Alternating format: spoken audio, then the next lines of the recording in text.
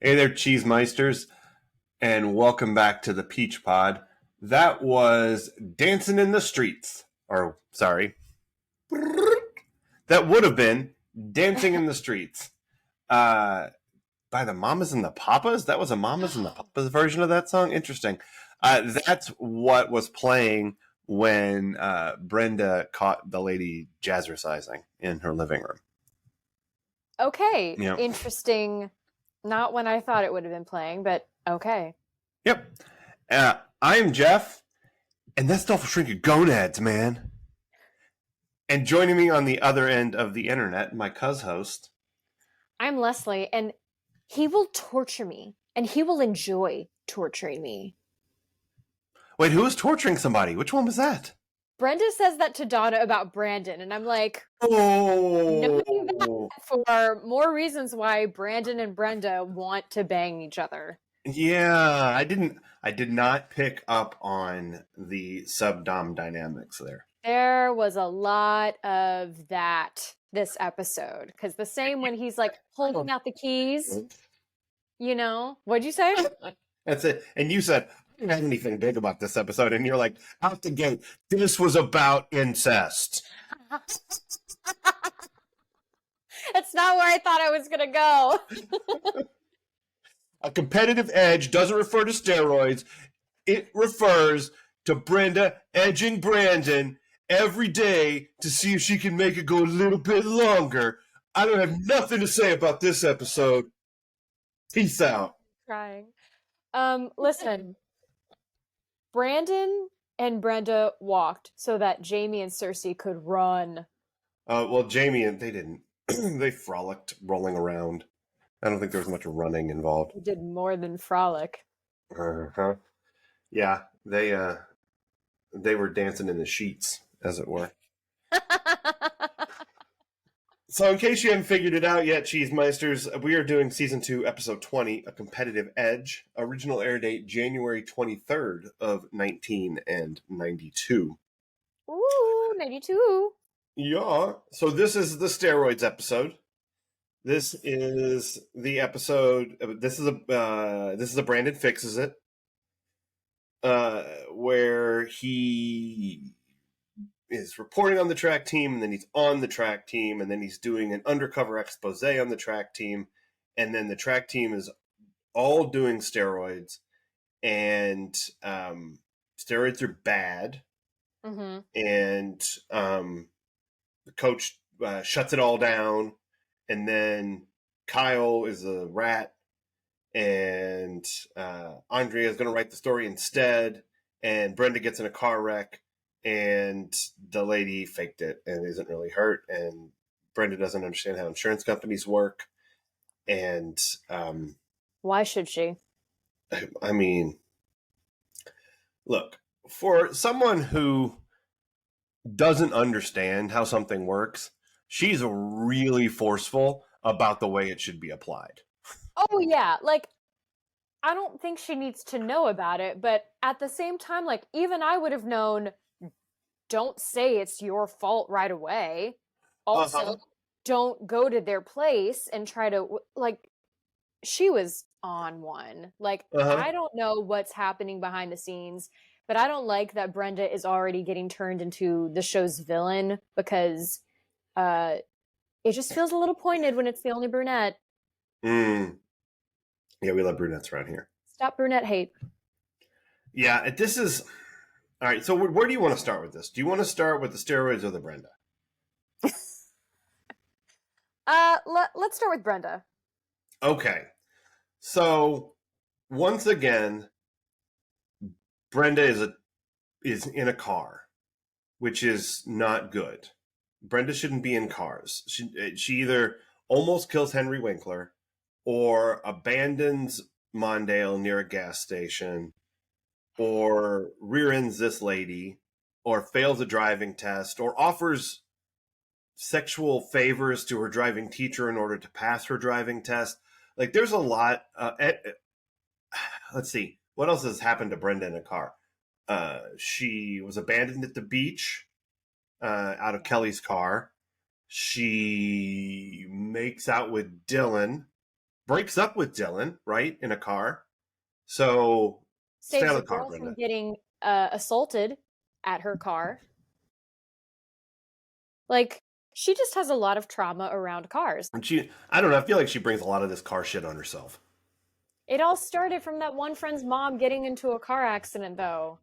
I Oh, mean, the trauma of whatever that happened when she was 8. yes, which she was thrilled to discover. Well, she's not as thrilled as she was to discover that she was excited to be back on that escalator. Um, She has, for someone who wants to drive so much, she she's done that thing where she's amped it up so much in her brain that she's now terrified and thinks if I just don't pay a lot of attention to it, it'll be fine. Except right. you need to be paying all the attention when you're driving. Yeah. I think she started out that way. Like our first experience with her in a car in the driving test was her like giving herself the pep talk about how she's a good driver and drive slow in the driveway. And she's basically like, she has the same opinion of her driving skills that Rain Man has of his. Oh. Like she thinks she's a very good driver the same way he does. So like Brenda is, so what, she's in the car with Cindy at the beginning just to show that Cindy is not comfortable with Brenda driving, because Brenda is the same character in that scene that she was when she was doing her driver's training. She normally doesn't act like that, where she's like outwardly talking about how good she is at something in a clear like effort to bolster her own confidence. That's not who Brenda is unless she's driving. But she's doing it again here with Cindy. And then I don't even know what happens in that scene. Anything other than Cindy just being like, "Nyeh." No, and Cindy looked like she was having a migraine, so I think she had other stuff going on than just Brenda's driving. Even though she mentioned but it doesn't later, help. like, you haven't ridden with her, honey. Yeah, I get that. I don't know. I don't think Cindy's helping things out too much in the car. But also, it's clear that Brenda's just bad at this. Yeah, and I mean, doesn't everyone think that they're a good driver? Probably. But like, how many friends did you have in high school who were actively terrible drivers? I don't remember. I think I've blocked them all out. I mean, I had at least one. I had one friend who was a legitimately dangerous driver. Like anytime you got out of the car. Oh, wow. I was scared to ride with my sister for a minute. Okay. Well, there you go. Yeah. My friend Jeremy was such a bad driver that the rear view mirror fell off of the car because the glue got too hot, because it was just, heat through the windshield and the thing fell off. So he got a replacement and glued the little stand, the way that this one worked. There's no technology in it or whatever, it's just a mirror.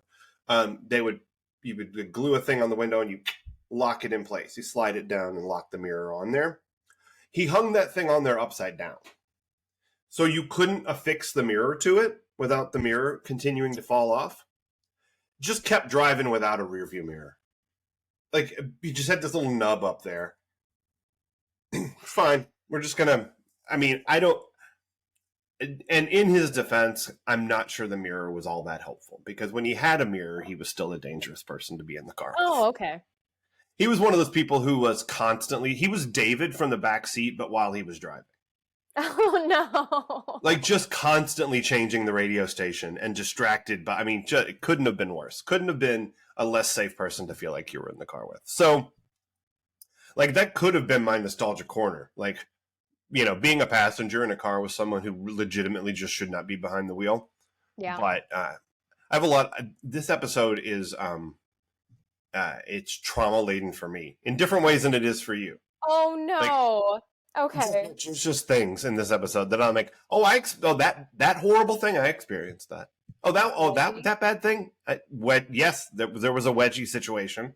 Although here's the wedgie situation. When I was a freshman in high school, that was a thing that like the football guys tried to do to everybody in gym class.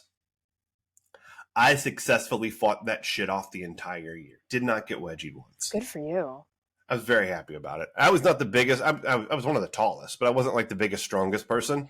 I was pretty lanky, but I wouldn't have any of that shit. I just never stopped kicking and swinging. So Nice. I avoided getting wedgie. But here's what worries me about that. My 30th anniversary, my 30th reunion is coming up this year. I'm worried if someone hears this, they're going to be like, guess what? Receipts, bitch. It's time to... Don't go pee at the reunion. You're getting wedgied, son. It's time. That's right. Guess what? I ain't wearing no drawers. Deal with it. Oh my god. I can't wedgie what's not there, kids. Whoever's planning your 30th reunion, they might be rescinding your invitation now. Here's what's funny. I know that at least one of the people working on the reunion listens to the show. Nice. So, yeah. Yeah. Not wearing any drawers to my reunion, everybody. Deal. Oh my god. Self-defense, motherfuckers. That's going to be a great place to advertise this podcast. On the underwear I'm not wearing? No, I just mean at your 30th high school. Wow. Your 30th high school reunion, not on your bare ass. That'd be great. Just on one cheek I put a peach, and the other I put a pod. Walk around, give a little wiggle. Everybody will like that. Sure. After a few drinks. I think that I've come up with the worst idea ever. Go us. So anyway, David's fucking around with the radio while Brenda can't drive. And Brenda rear ends this lady. And everybody's fine until she's not later. And this lady sues Brenda. And Brenda, feels terrible. She feels super guilty because she, did what everyone expects her to do, which is, have an automobile-related mishap. And she's like, oh, my fault. I did it. Take me away. And yeah. And then this lady sues for... And when I first watched it yesterday, swear that Jim said she's threatening to sue us for $1 million. And then I watched it today, and I swear to God, he says $1 mega. Yeah. And I'm like, what's $1 mega? But Jim is concerned about $1 mega settlement. Yeah, no kidding. So I guess let's talk about Brenda's reaction to this whole thing. Yeah. She, like we said, she immediately cops to it. This is all my fault. I'm sorry. I did it. I'll never do it again. Please take all my money. And this lady is like, don't worry about it. Everything's fine. And then she sues. And Brenda's reaction then is, once again, I will admit to everything. Just to different people this time. And Jim's involved.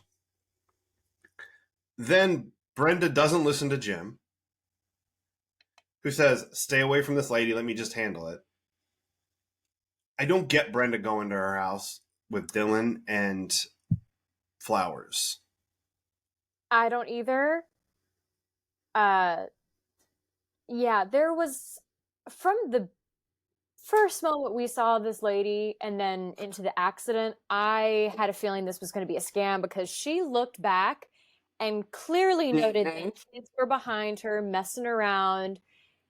And the fact, too, that she didn't want to exchange information other than phone numbers was suspicious because everyone knows that's the first thing you do. Insurance. What's your interest? Yeah. Yep.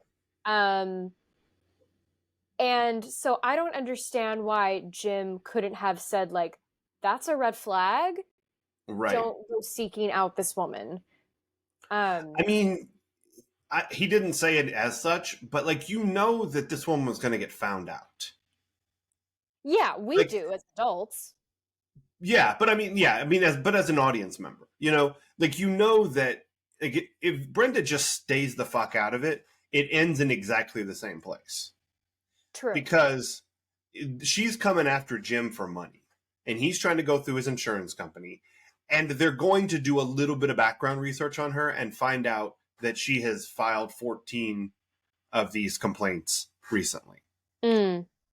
And like, so they're gonna find out that it's a scam. There's gonna be, like before any insurance company pays her, they're gonna insist on medical records. They're gonna insist on a background, like a medical history, to see if like anything that she's experiencing from this might have been something she was experiencing before, and then thus can't be attributed to the car wreck. So they're out of it. They don't have to pay for it. I mean, that's what the insurance company is going to do. Yeah. But that's going to take a lot longer than 45 minutes. So we have to have, Brenda sleuth this shit out a little bit. But she should have fucking stayed out of it. Like, just... Yeah. I don't know why you ever would have thought it was okay to go to a stranger's house. Uh-huh. Like, I mean, I don't know. Brenda was just so weird this whole episode, acting like immediate friends with this woman and like, oh, this was easy. I'm like, were you born yesterday? I know you weren't. Right. You put 2 and 2 together much quicker on Gentle Art of Listening. Right. Yeah, exactly. Yeah, it was a lot. I was so grateful when she finally caught the woman without a neck brace on. Uh-huh. Which I thought could have been done even easier, because I guess the first time she went to visit, the woman knew she was coming. Or saw her. Or saw her. Yeah, rang the doorbell and, gotta put my neck brace on. Yeah. Yeah, so here's the thing. I had this experience happen to me. Oh. Where I rear-ended somebody at a stoplight, exact same situation, not David Silver in the back seat situation, I was by myself, but like light turned green, she started going, I took my foot off the brake, she stopped, I stopped but not fast enough, bumped her. And like I couldn't have been going more than 5 miles. Like this, it was a nothing, But, we pulled off the road into a parking lot, and I went to see, hey, are you okay? And she's like, no, I'm not okay. And I'm like, oh, okay, I'm going to go stand over here. Like, yeah. Don't be part of you. You're in a mood.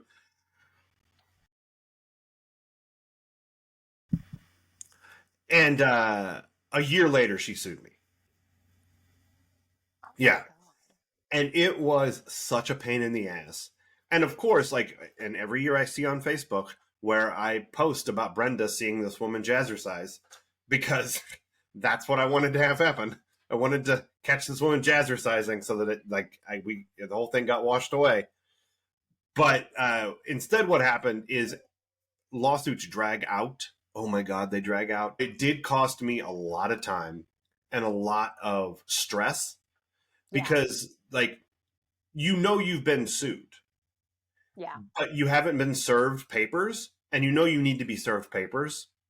And so you're just waiting for someone to try to serve you. And then they never even ended up serving me. They just waived it. They were like, never mind. I'm like, what the fuck, never mind? Like, that's part of the deal. I've seen TV. I know my rights. Exactly. But colossal pain in the ass. But all of this to say that if Brenda had just stayed out of it. Yep.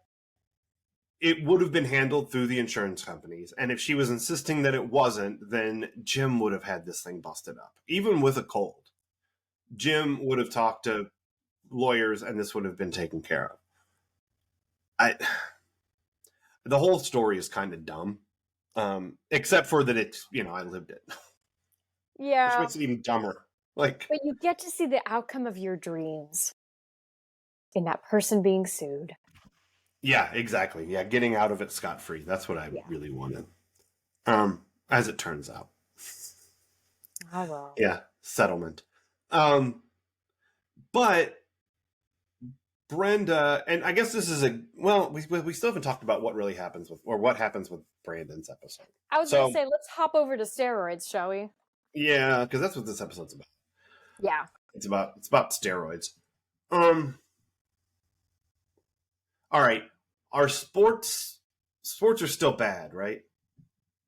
Yeah, I guess so. I mean, we had ice skating last episode, and that wasn't great. You know, No, like she I wasn't. mean, no, but it's because it's a female heavy sport. You can tell they were like, well, we'll let the ladies have this. Some people don't even consider it a sport, even though it's Right. totally like the thing people care about most in the Olympics. You know, we see the negative side of it, but it's not played to be like, look at the evils of it. Right, right. It's just like you're primarily shown the downside though. Yes. You know, like you're not shown her succeeding really. You get a little bit of her routine where she doesn't fall down, but not a whole lot.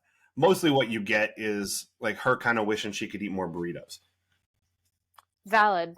Don't we all? Yeah, no, yeah. I mean, I have no notes on that. And then this episode, we've done basketball, and we did suicidal tennis, and we did infidelity pickleball, and we've done ice skating, and we've done steroid track. What else did we do? What else did we do first season? There were other sports, right? Did we talk Yeah, about we've done baseball? entitled Rich Kid Baseball. Yes. Yeah, so I mean we're hitting all of them, but none of them are any good. None of them worth a damn. No. And here we are again, track and field, not worth a damn. So sports are bad, guys. And so Brandon uncovers a steroid conspiracy because he made one joke, and On a hunch. on a hunch. Well, everybody acted real fucking weird when he made a. Here's the okay. Brandon's relationship with the guys on the team, Yes. even before he joins the team, is good-natured, jovial, but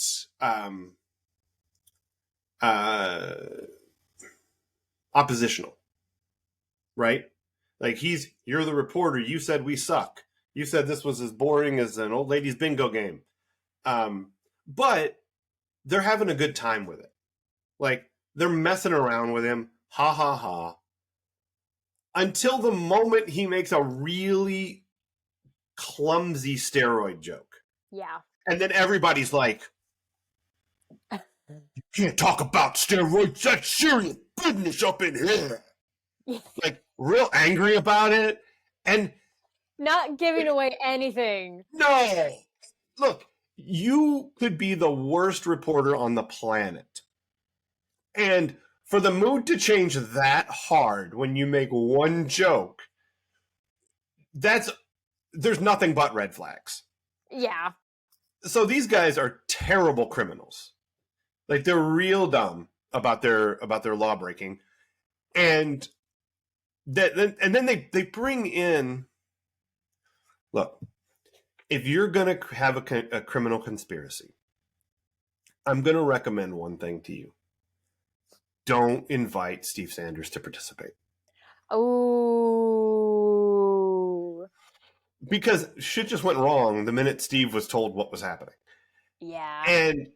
But even if it hadn't, there's no way Steve doesn't burn you to the ground if it saves him just a little bit of trouble.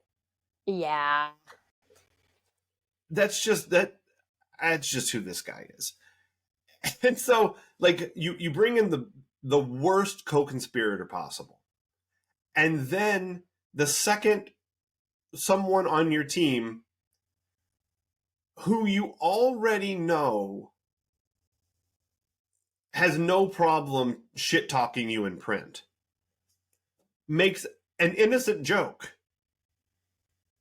you get all weird about it. They weren't thinking clearly because of the roids. Because of the roids. Yeah, that was their roid rage. I guess, so yeah, there's a lot of roid rage in this. There's very specific, like, for those guys, the rage is anytime anyone mentions roids.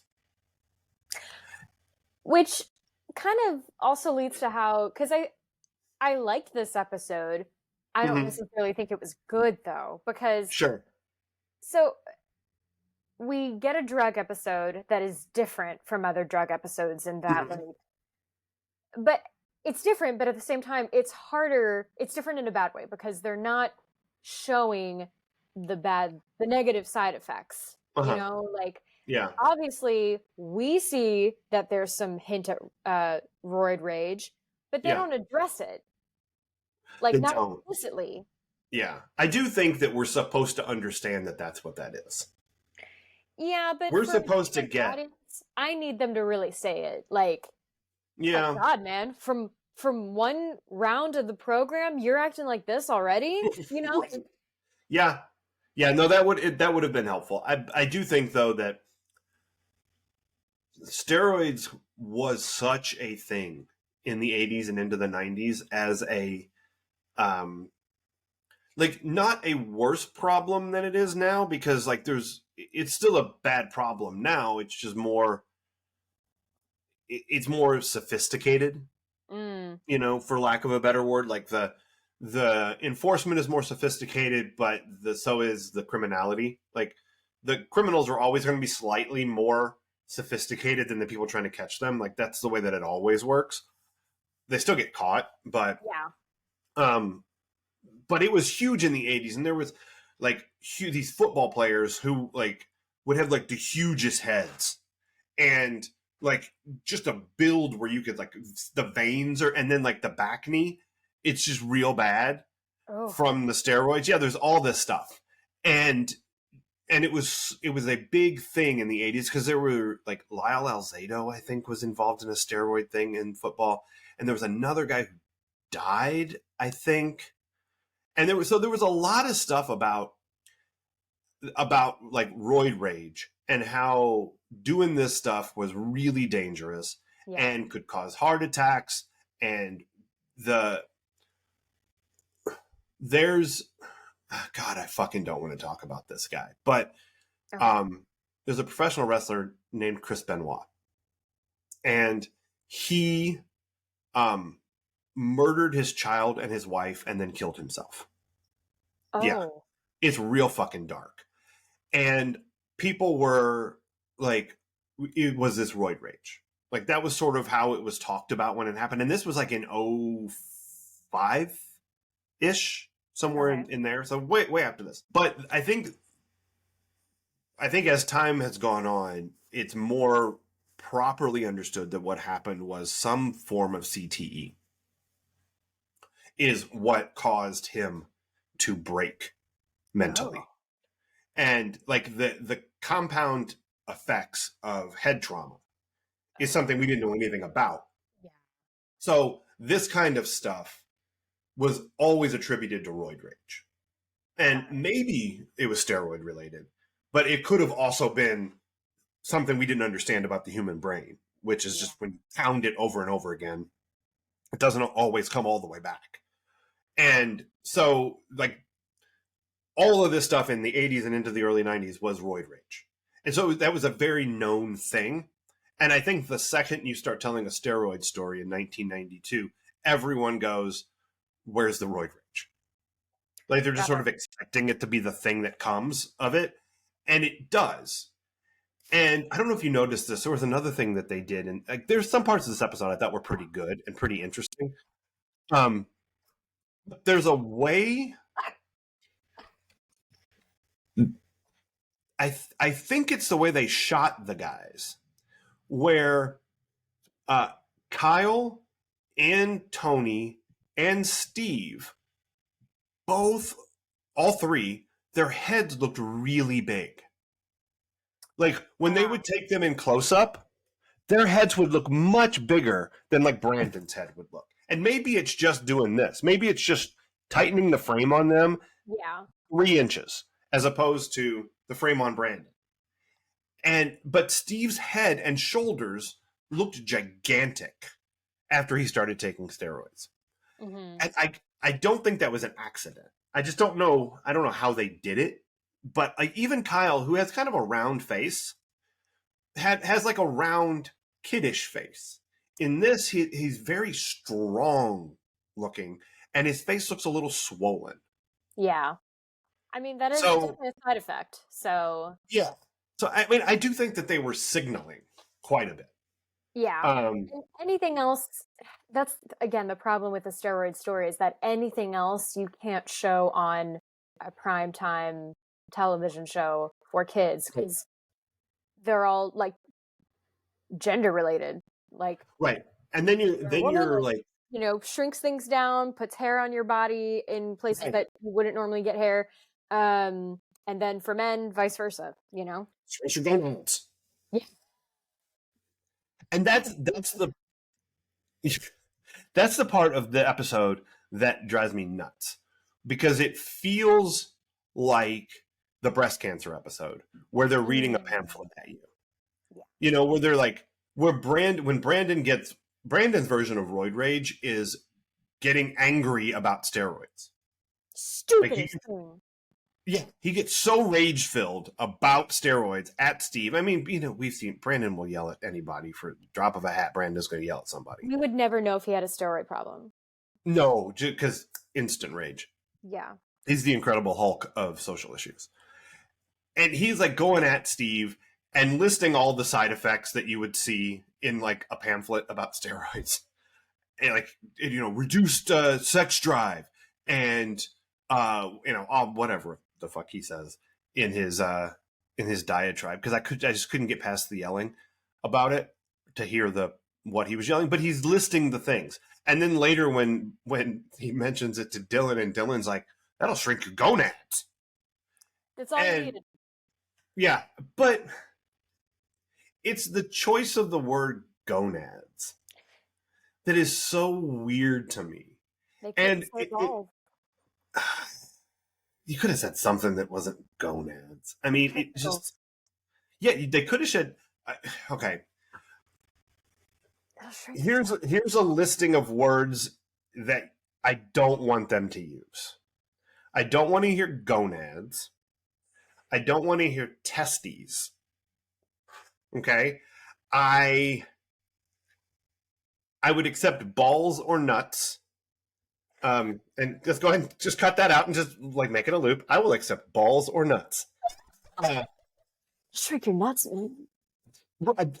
Right? That's better. Say it like him. No, yeah, that's better. I would have accepted junk or sack or nards. I would have accepted nards. I would have accepted nads. Nads would have been better than gonads. Because teenagers, when they're talking about their genitalia, do not say gonads. They just don't. And they don't say testes either. It's weird.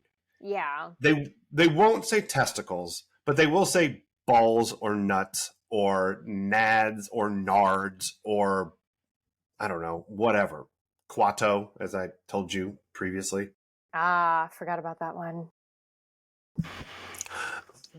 And likewise, when you're defending yourself to your friend because you made a joke, you wouldn't say anabolic steroids. You wouldn't say, I made one little joke about anabolic steroids. You wouldn't. You would say, I made one joke about steroids. It's kind of like anabolic. It's kind of like in the musical Chicago when they're reading from Roxy Hart's diary and read phrases like reneging on pledges, some other lawyerly speak, but they're like, that doesn't sound like something she would say. And of course, the whole point is that they're trying to frame, anyone but the actual murderer because it's Chicago. Right. And anyway, that's what that made me think of. Yeah, it's not the way teenagers would talk about this stuff. And it just makes it weird. If you're ready, I feel like this kind of ties into what I think this episode isn't necessarily about, but it does provide a great example of why you shouldn't leave serious topics to 1 hour. Yeah. I get even more upset when it's done in half an hour. I'm looking at you, Full House. I'm looking at you, The Wire. Any special episode sort of was done, it was always on a half-hour show. But I'm sure we'll get to that on this show. Yeah. It's already been hinted at. I'm waiting. We'll get there. you can't do something about steroids In 30 minutes yeah you or an hour. you Yeah. just can't. It doesn't have, I don't think, again, from limited experience, I don't think it has the same fast effects that Yeah. other drugs do.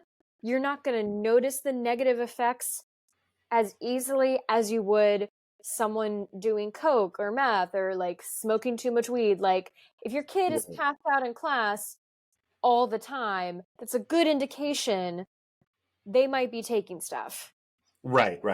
you know, Yeah. at worst. Right. No, I'm with you. I think that it's all fast forwarded, which is silly, and it makes it hard to see the downside. You know, Yeah. like other than Steve getting super aggro at Brandon for cause, like rightfully so. Steve is worried. But we've seen him get outrageously mad before, Right.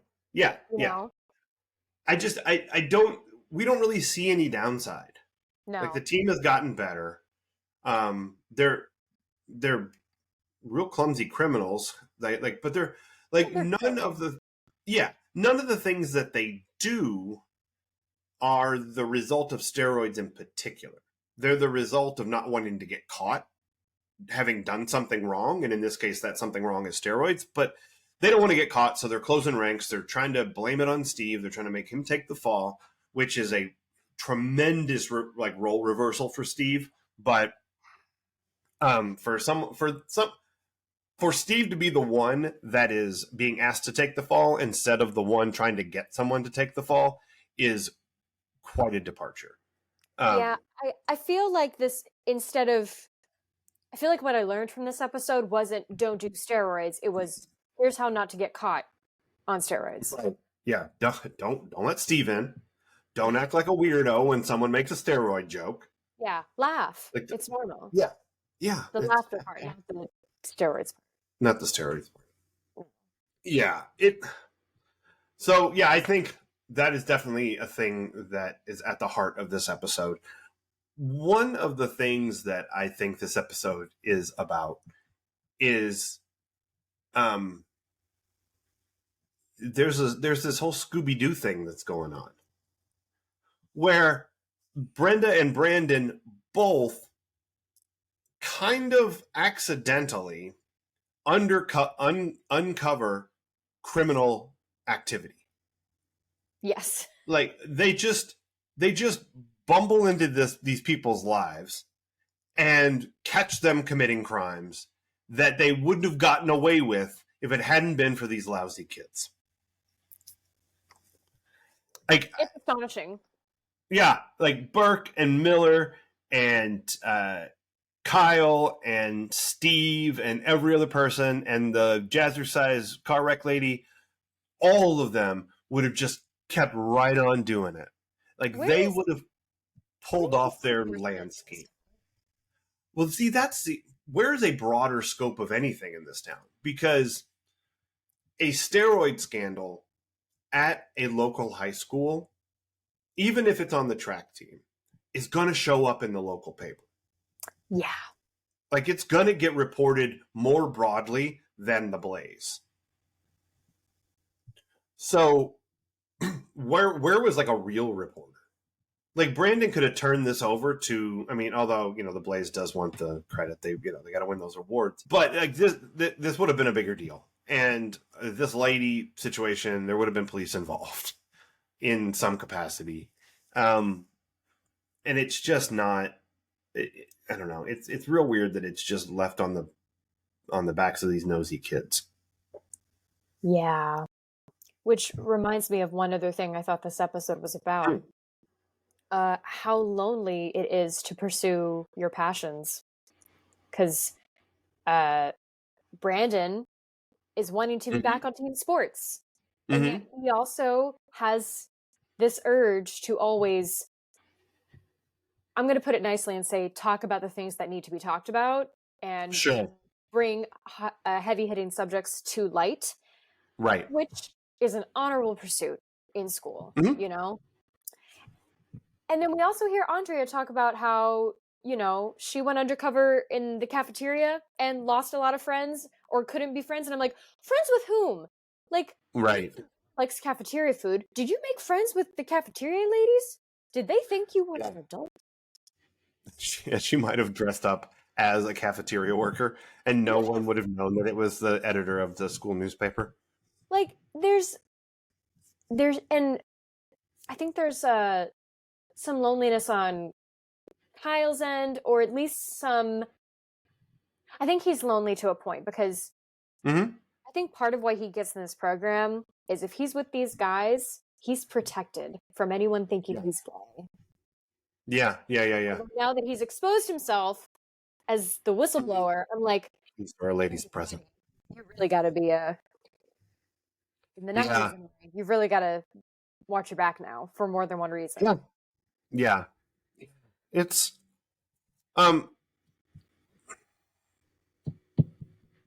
here's another thing I thought this was kind of about. It's related to what you were just talking about with Andrea and her food service expose. This episode is about expanding the world of 90210 and making it feel like a real place. Yeah. Because we complained about this a lot in the first season. People just having no memory of what just happened to them. Yeah. Like none at all. And they have not solved this. This is going to continue to be a thing that just comes up every now and again where you're like, come on, how did they not remember that? Like, that's a thing that happened. But lots of people referenced previous events in this episode. Mm-hmm. Like, Brenda talked about her driving test and how nervous that it made her. And Brandon talked about going out for the basketball team. Or Brenda talked about Brandon going out for the basketball team. Andrea brought up this expose that she did, which was the reason, if you recall, why she was outed for living out of district, because she wrote that expose, and that's what got her the award nomination that put her on the district's radar. So, she remembers that. Kyle remembers his not having sex and talking to Kelly about it in the summer. Donna remembers Kelly going out with Kyle in the summer and brings it up. And then Kyle's back. And not in a way that it's not weird that he's back. He's just a kid who goes to school there that we don't always see. Yeah. And so that feels normal. And then we get Tony Miller, who that same exact thing happens. Tony keeps coming back. He keeps showing up. I don't remember if we have Burke anymore. I don't remember him coming back. But we're building a world where there are tertiary characters who come in and come out, and we talk about things that happened before and reference back to them so that it shows that all of this is more real. Yeah. And I like that quite a bit. Now it's put next to, those things will shrink your gonads, man. But it's not a perfect world by any stretch of it's the frame. Not. But I really liked that. Well, yeah, and like I was telling you, it's almost like they think they've got a hit. Right. I think that there's something to that. And not for nothing, but in a month's time, Shannon, Luke, and Jason will appear on the cover of Rolling Stone. Oh, fuck. Yeah, which causes problems. To hear Shannon tell it, she got a lot of jealousy from people for being on that cover and not them. So, the cracks of the behind the scenes stuff, which I don't really want to spend a lot of time on here. There's plenty of places people can go and listen to that stuff. And I also don't want it to color your experience of the show, but the show is getting big, massive big. And I think you're right. I think we should probably flesh this out a little bit. How do we How do we grow this thing? And you grow it with bringing Kyle back and introducing Tony Miller and remembering your past. Yeah. Rooting it more firmly in a reality. And I think that kind of stuff is great, and I'm glad they did it in this episode. That part made me happy. I still think this is a stupid fucking Brandon Solves It episode about steroids. Sure. But, I think I liked it because it felt like peak 90s don't do drugs campaign. And I would have liked this better than the 10-minute videos we watched in my health class. Sure. Why would you do that in 10 minutes? We could have spent the whole class watching this episode. And then everyone would have lost it over Luke saying gonads. Gonads. And it's near the end of the episode anyway, so it's fine. Let's drink your gonads, man. Sometimes I miss being a kid. I don't know. I just like that there's things about this show that really stick for me. Yeah. And when I first saw we're watching a competitive edge, I thought those things will shrink your gonads, man. Like, it's that part that stuck with me. And you know what? That's a shame because they could have had a really important message received by viewers, but all people are going to remember is that dumbass line. Maybe, but I think also it's just the way my brain works. Yeah, that's fair. Like, I mean, you're going to remember it because I've said it like 100 times. Yes, that's true. Now she's going to say it wrong, but it's not my fault. Gonads. All right, what did this make you nostalgic for? Well, I was torn between a car story and a steroid story. But I don't think I'm going to get to talk about the steroid story again or talk about steroids again. So I'll do that one. So when I was diagnosed with Crohn's disease, my summer of Sweet 16, yay, they put me on a steroid regimen because I was quite underweight. And I remember freaking out thinking, I've heard about steroids. Those are bad. They're like I was freaked out. I thought it was gonna. I was already flat as a pancake again from being underweight, and I thought like, oh my god, it's gonna make hair grow in places, like, So again, we're not teaching about drugs correctly because clearly all I thought was the terrible stuff. But anyway, it ended up being fine. Did my face get a little swollen? Yes, but not in like, a terrible way. It was just, oh, well, she looks round-faced, like a healthy child. And I had dreams about eating food. Nice. It could have also been because I hadn't been able to, like, keep food down in a month. So, well, yeah. I mean, that's what people on Survivor talk about all the time is what they want to eat, and they're out there not eating food. So I was that. Oh man, that was definitely me. Like after my second colonoscopy, I was like, I can't wait to eat again. Oh, they're gonna put me on all these meds so that I can eat. It was great. My dad said if I got to 100 pounds by December, he would give me money. I forget how much now, but getting paid to gain weight, not always the healthiest thing to do, but great incentive. There you go. So you made it. Thank you, steroids.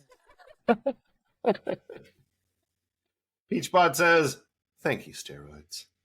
And we also say, I'd take nuts or balls. We say those things too. We say lots of stuff. Yeah. All right. So should I say that this made me nostalgic for the lawsuit? Or should I say that this made me nostalgic for the wedgie battle?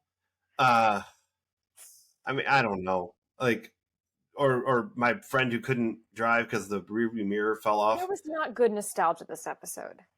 Yeah, the one thing that is nostalgic a little bit is either being David or being in a car with David. Because like when you're driving around with your friends, there's someone hitting the radio button, like reaching over and changing the channel. I like that song. You like this song better. Like that stuff is very high school for me. So without the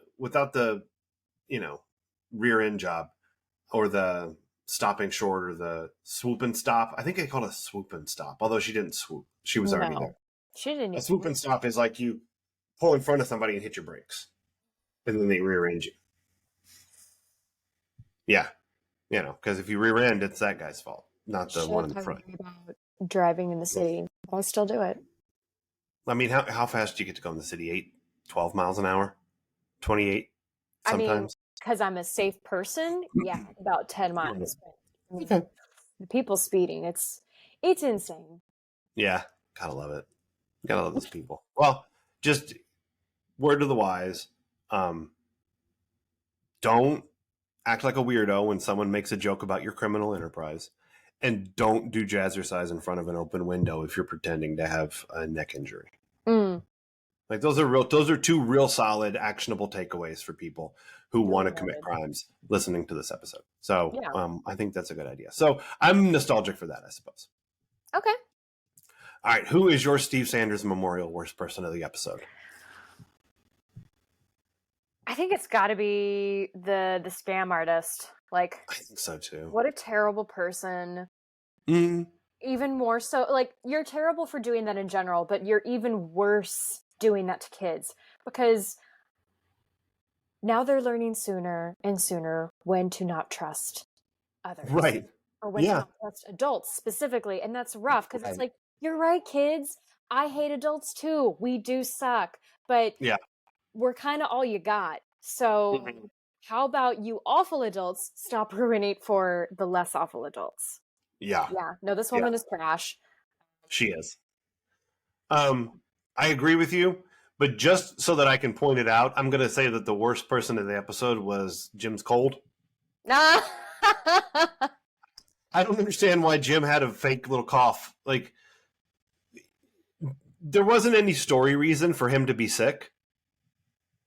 There was just like he had to have like like a very sad little Zoolander after smoking a cigarette cough, so that you would know he was sick, and then a fake sneeze later, and then he was wearing a bathrobe, and that's the only indicator that he was sick. Ember had a more severe cough in this. She did. Yes, might have been. This is a weird reason, but I wonder if they thought Jim looked too mean in how he was reacting to this woman suing him, to Brenda, even though, again, as adults viewing it, we know he's in the right, but the audience is comprised mostly of teenagers. So I wonder if they thought he sounded too mean and they needed to make him sound sympathetic. I don't know. If that was the reason, that's stupid. No, like, absolutely is. I don't know if maybe he was feeling ill in other ways and was like, I really just want to be comfy. And they went, okay, well. It's possible he had an actual, just didn't feel good. But like, I mean, there's no story reason. There's no outcome to him having a cold other than like someone on the other end of the phone asks him about having a cold. And then he talks about it. Yeah, I'm just doing all the normal things. So boo to Jim's cold because you showed up for no reason. I want to be so important on a show someday that when I'm having tummy troubles and just want to be in like pajamas and a robe, they write in that my character is sick. Yeah, they just give you like gas. No, gross. Why can't Pam join us today? Because she's gassy again. I will never get hired again. It'd be the best. Associate me with gas. The farty lady. Your name will be, not Pam, your name will be Flatulan. Oh. Because you are flatulent. You're writing the worst sitcom in the world right now. Wow. Live on the Peach Pod. All right, I think it's enough of that nonsense. It is. Yeah. Okay, so join us on Friday in the Peach Pod After Dark, Cheesemeisters. where we're going to do, I think, the only thing you can possibly do following an episode about steroids. We're going to do Rocky 4, Hell yeah. which is phenomenal because Leslie hasn't seen any Rocky movies and she's going to start with number 4. So that'll be fun. And just the joy of, I mean, Rocky ends communism, you guys, like by himself. He's a Brandon solves it, like writ large. So can't wait to do that. But after that, join us here next week for season 2, episode 21. Everybody's talking about it, and I can't fucking wait. Because this is, I'm telling you, this is one of them ones. This is one where I think some things are very funny, and that it's another big issue, and we meet Felice, and Felice sucks, and it's a great one. I'm so excited for everybody's talking about it. So join us next week, Cheesemeisters. Until then. Bye. Bye.